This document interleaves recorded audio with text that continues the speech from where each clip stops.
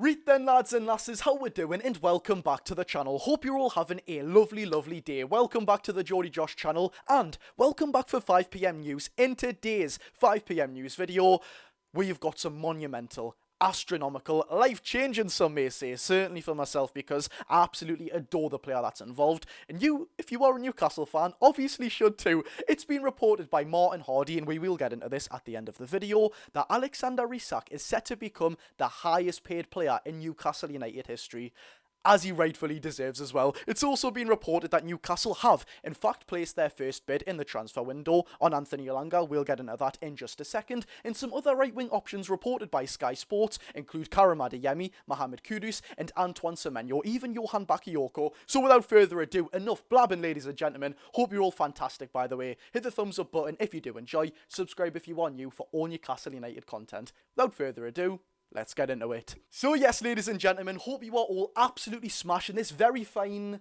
Wednesday. For some random reason, I thought it was a Monday. Honestly, my life is absolutely bonkers. I lose track of the day every single day, if that makes sense. Regardless, it's been reported by David Ornstein that Newcastle have in fact placed their first bid of the transfer window with £45 million on Nottingham Forest Anthony Elanga. As of the time of recording, of course, it is Wednesday, Newcastle tabled and placed this bid on Tuesday morning. Unfortunately for all Anthony Elanga lovers, including myself, who can say I'm fitting in at Newcastle so perfectly, this bid was rejected. It has been reported by David Ornstein, just a little bit further down in the article, that Newcastle have not given up hope on signing Anthony Elanga, and as we shouldn't as well. I think many fans are acting like this is our first and final bid for Anthony Elanga. Of course, we aren't just going to offer our highest offer at the very first opportunity. That's not how negotiating works, I would hope, from a Newcastle United perspective. Nottingham Forest, and it's been widely reported, value Anthony Elanga at £60 million. Is he worth that?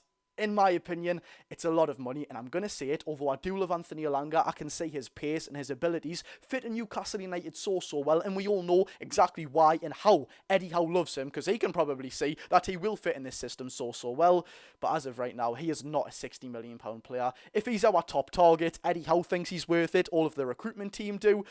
You've got to pay it. I mean, of course, he's from a European competitor in Nottingham Forest, if you shall class him as one, another Premier League team. He's not going to be a cheap price at all, and Manchester United have a sell-on clause, so all of these little things do come into account, shall we say. But just before we get into the Alexander Isak news on the topic of a right-winger, which we absolutely need to talk about, it has been reported by Keith Downey and Sky Sports that Newcastle are exploring deals. Borussia Dortmund's Karim Adeyemi, we're going to get onto him in just a second. I really like this player. Johan Bakayoko, the PSV winger, who is not a not familiar name to us at all, should have said unfamiliar, and Mohamed Kudus, and also backing up the fact that Newcastle have not yet given up on signing Anthony Elanga. We may return to the table with a second bid, and if we do, how much do you think Newcastle should return with? A £50 million bid? In my opinion, yet again, if he is our top target, and we can see it working so well, you've got to pay that £60 million. You've just got to suck it up and kind of take that sucker punch and pay that £60 million, even if we are overpaying. If everyone thinks it's going to be perfect, you've just got to do it, unfortunately. It's just these things you have to do.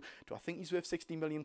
No. But moving on to Karim Adeyemi, who, out of every single name mentioned there, Adeyemi, Bakayoko, Kudus, even Elanga, and Antoine Semenyo, I do think Adeyemi is the best player by a mile. Now, of course, he's not a natural right winger, so to speak. He's very versatile. He can play on either wing. He can play right wing, not predominantly though. He can also play striker.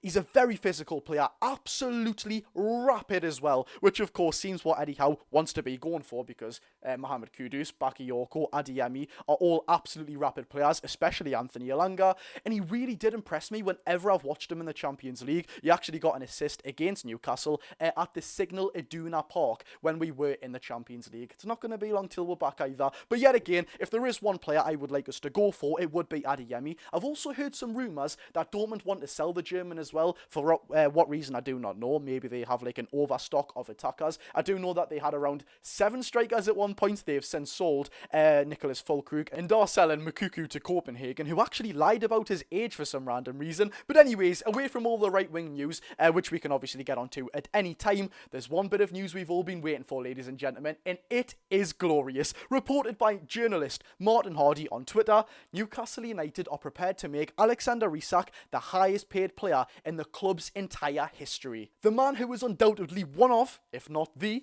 best striker in the world, is expected to receive a salary exceeding £150,000 per week. And rightly so, he deserves it. If we didn't have this kind of big ideology, and of course it is very much in fruition, and it is fantastic, of having such a stable wage bill, and we didn't want to ruin the wage structure, so to speak, Alexander Isak should be earning a lot more money. Of course, if he never will, hopefully, to go to Liverpool or any other top clubs, Barcelona, who can just offer him ridiculous money. If he goes there, he knows he's going to be getting a lot more than what he would get at Newcastle. He's just got to respect that wage bill, respect that wage structure, and fingers crossed he can just stay on Tyneside, because he is an absolutely phenomenal striker. Whenever people look at Alexander Isak, they probably think goals, striker, out-and-out striker. It's not just that, is it? Like, the guy is an absolute magician with the ball at his feet, and we all know it. We watch him week in, week out, and we have the absolute pleasure of doing so. Alexander Isak undoubtedly deserves this wage rise, and if we can, very, very cheekily add another year or another 2, 3, 4, 5, God, 20 years if you want, onto his current deal, that would be also absolutely fantastic. In theory, if he inevitably was to join another club, which if we don't get Champions League again, or we don't start winning things and things don't start prevailing in a very successful way very, very soon, he may do that. Let's be real, this guy is one of the best talents football is arguably ever seen. That's probably an outrageous statement, but let's not deny this man's quality. Like, for such a tall player, he's so athletic, he's so fantastic. I'm running out of words here. I'm speaking about him like the man's my girlfriend, but you get the picture. If we don't offer Alexander Isak exactly what he wants, in the near future, he could go to a bigger club, which of course, if we do get these extra years into his deal, right now, as we are giving him a wage rise, we're only going to get more money for him, and the money we will get for him will be an absolute extortionate fee, which in theory could just work out right. But there we have it, ladies and gentlemen. If you've enjoyed the video, hit the thumbs up button, subscribe if you are new for all Newcastle United content, right-wing news, Anthony Elanga and Alexander Isak setting to become